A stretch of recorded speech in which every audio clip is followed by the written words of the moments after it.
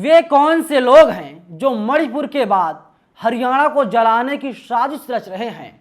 सवाल ये भी है, पेट्रोल बम फेंकने वालों का परमानेंट इलाज कब होगा? और सवाल ये भी है, वीएसपी और बजरंग दल को किसने झटका दिया है? नमस्कार, मेरा नाम है नवीन कुमार नंदन और आप देख रहे हैं नेशनल दस्तक। सोचिए, मणिपुर में किस तरीके से दो महिलाओं को नंगा करके बाकायदा परेड करवाया गया।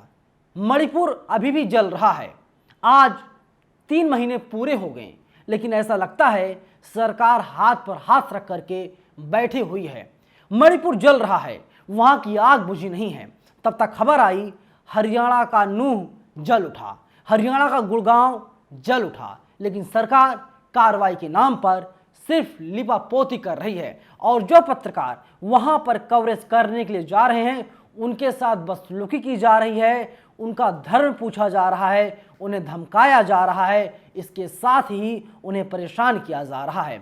सबसे पहले मैं आपको जनसत्ता की एक रिपोर्ट दिखा रहा हूं। जनसत्ता ने लिखा है, हमलावरों ने नूह में 2 मस्जिदों पर फेंके पेट्रोल बम, कई जिलों में लगाया गया कर्फ्यू। और आगे लिखता है जनसत्ता, हरियाणा के नूह में सोमवार को हुई हिंसा के बाद कई जिलों में बुधवार को भी छिटपुट हिंसा की खबरें आती रहीं, जिसके चलते हालात अभी भी तनावपूर्ण बने हुए हैं। बुधवार रात मोटरसाइकिल सवार हमलावरों ने हरियाणा के नूह जिले के ताड़ू में 2 मस्जिदों पर पेट्रोल बम फेंके। पुलिस ने गुरुवार को यह जानकारी दी।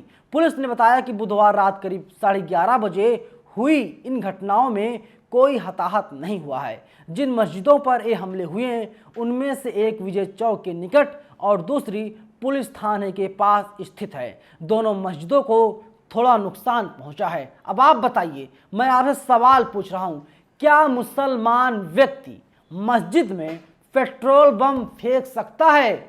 उसकी इतनी हिम्मत है हरियाणा में, जब भारतीय जनता पार्टी सत्ता में हो, सरकार में हो। अब आप देखिए, पुनीत कुमार सिंह का ट्वीट है। ये लिखते हैं, हरियाणा के नलहर शिव मंदिर में पुलिस मौजूद है और बजरंग दल का कार्यकर्ता गोली चलाते हुए मुसलमानों को गाली दे रहा है। इसका नाम अशोक बाबा बताया जा रहा है। पुलिस की मौजूदगी में यह गुंडागर्दी डरावनी है। इसके अलावा श्रीनिवास बीवी लिखते हैं, ये हरियाणा के मुख्यमंत्री का शर्मनाक कबूलनामा है। कुछ नहीं कर सकते तो कुर्सी से उतर क्यों नहीं जाते? क्योंकि डिप्टी सीएम का कुछ और बयान है और वहीं राज्य के मुख्यमंत्री खट्टर का कुछ अलग ही बयान है। न्यूज़ 24 ने एक ट्वीट किया है, हरियाणा में हुई हिंसा में एक मुस्लिम इंजीनियर ने 35 हिंदुओं को बचा लिया।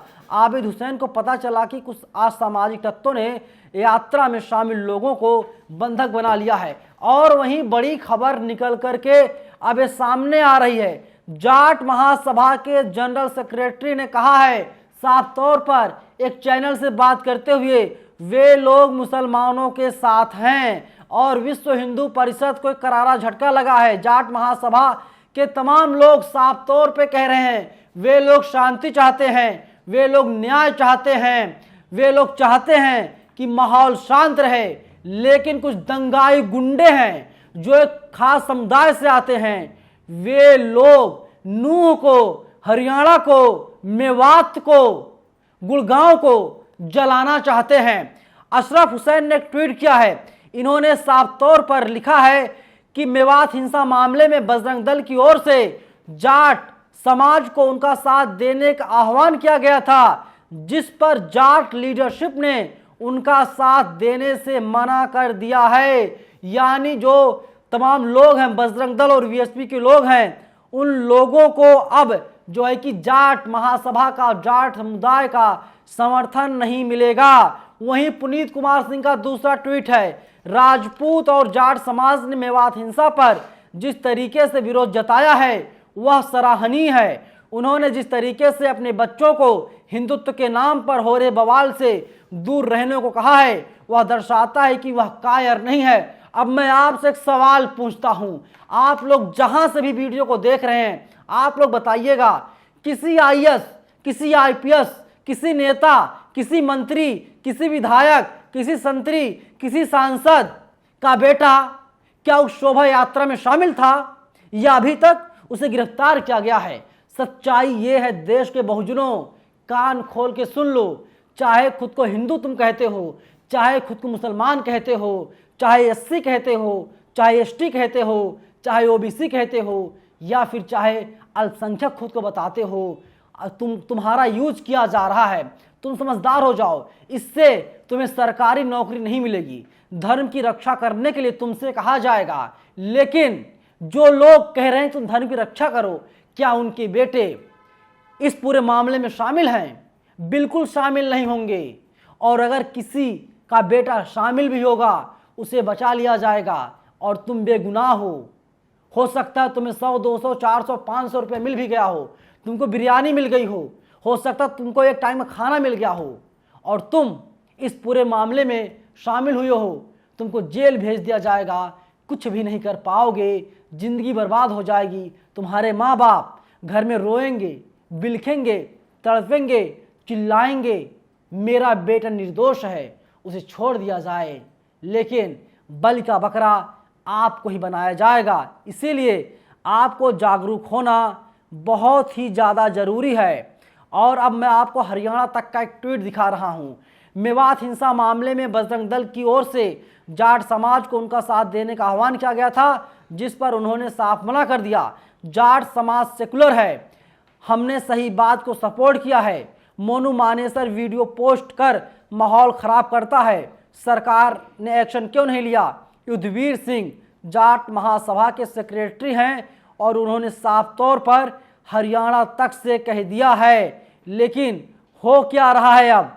वहीं भूपेंद्र नाम के ट्विटर यूजर है, लिखते हैं, हमारे बड़े बुजुर्ग सिखा गए हैं भाजपा के झांसे में नहीं आना, इसलिए जाट तो आएंगे नहीं। कथित हिंदू जितनी मर्जी हमें गालियां दे लें। यानी अब जो है कि जो जाट समाज है वो किसी के बहकावे में नहीं आएगा, उसे पता है सही क्या है और गलत क्या है। प्रियांशु कुशवाहा लिखते हैं, ये बजरंग दल और आरएसएस वाले हमेशा आपको टूल किट की तरह इस्तेमाल करेंगे, आपके बच्चों को सांप्रदायिक भीड़ बनाएंगे। ऐसे दंगाइयों को अपने क्षेत्र से भगाना शुरू कीजिए। हरियाणा के जाट भाइयों ने दिल जीतने वाला काम कर लिया है। यानी जो बातें कही हैं वो कहीं ना कहीं ये बताने के लिए काफ़ी है कि देखिए हरियाणा का जाट जो है किसी के बहकावे में नहीं आने वाला है, उसे पता है सही क्या है गलत क्या है, और उस हिसाब से वो फैसले लेने का काम करेगा। और इसी बीच खबरें सामने आ रही है, न्यूज़ लॉन्ड्री के पत्रकार अनमोल प्रीतम गए हुए थे वहाँ पर रिपोर्टिंग करने के लिए, और उनसे बाकायदा उनका धर्म पूछा गया, कैमरा बंद करा दिया गया।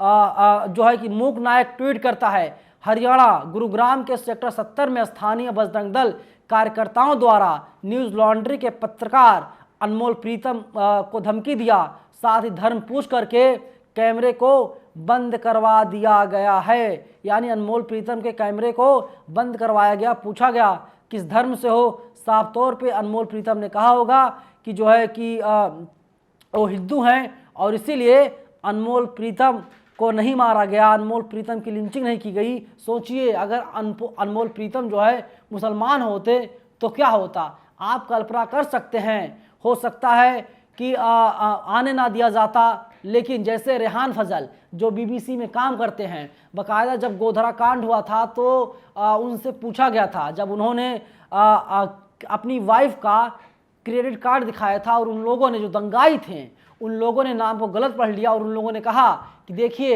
ये आदमी हिंदू है, इसे जाने दिया जाए। और रेहान फजल इस साफ तौर पे कहते हैं कि अगर वे मुसलमान होते उनके साथ पता नहीं क्या होता।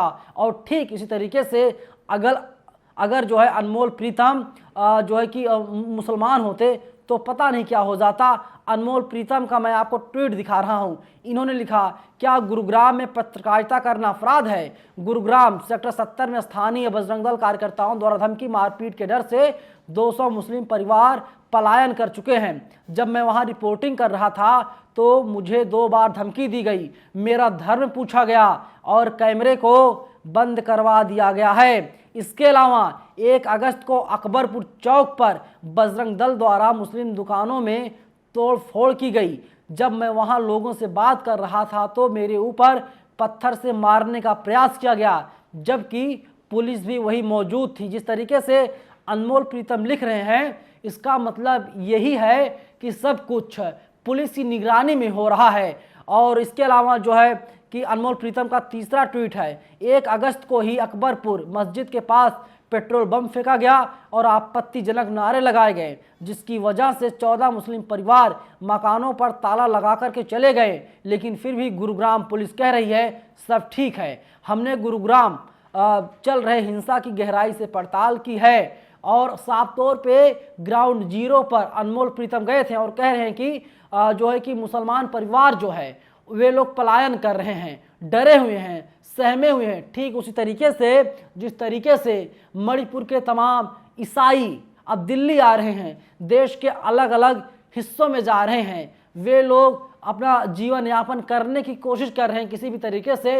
हिंसा ग्रसित इलाके से निकला जाए। और जैसा मणिपुर में हुआ ठीक वैसा ही अब हरियाणा में होता हुआ दिखाई दे रहा है। लेकिन गुड़गांव की पुलिस, हरियाणा की पुलिस साफ तौर पे कह रही है सब कुछ बेहतर चल रहा है। लेकिन ग्राउंड जीरो की सच्चाई साहब कुछ और ही है। जो पत्रकार रिपोर्टिंग करने जाता है उसका कैमरा बंद करवा दिया जाता है, उसे धमकियां दी जाती हैं, क्योंकि सब कुछ कैमरे में रिकॉर्ड ना होने पाए। और सरकार तो अलग ही जोन में है। सरकार अलग ही तरीके से दावा कर रही है कि हमने इतने को गिरफ्तार कर लिया है, पूछताछ की जा रही है, इतने को जेल भेजेंगे, इतने पर कार्रवाई करेंगे।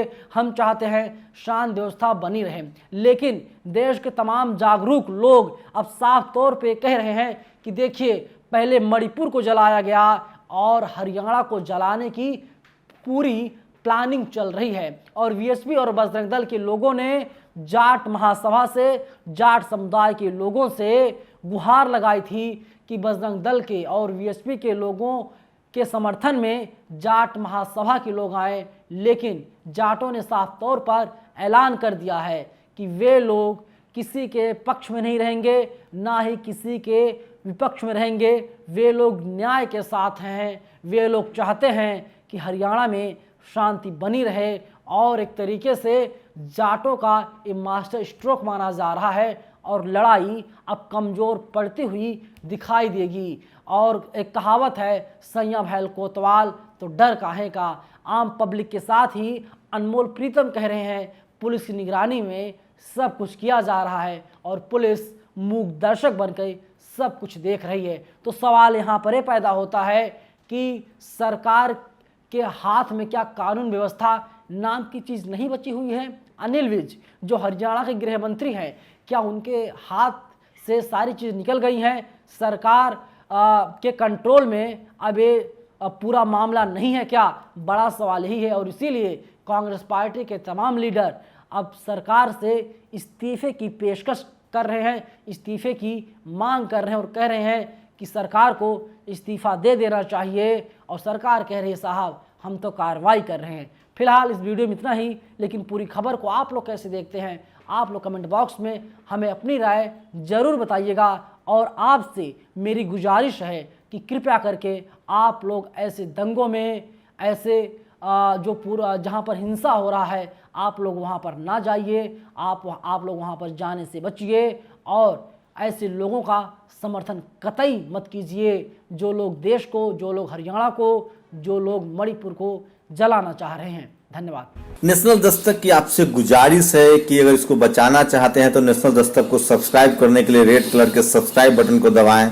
फिर बेल आइकन की घंटी दबाएं। नेशनल दस्तक को बचाने के लिए बहुत जरूरी है कि हर खबर को शेयर करें, लाइक करें, कमेंट जरूर करें।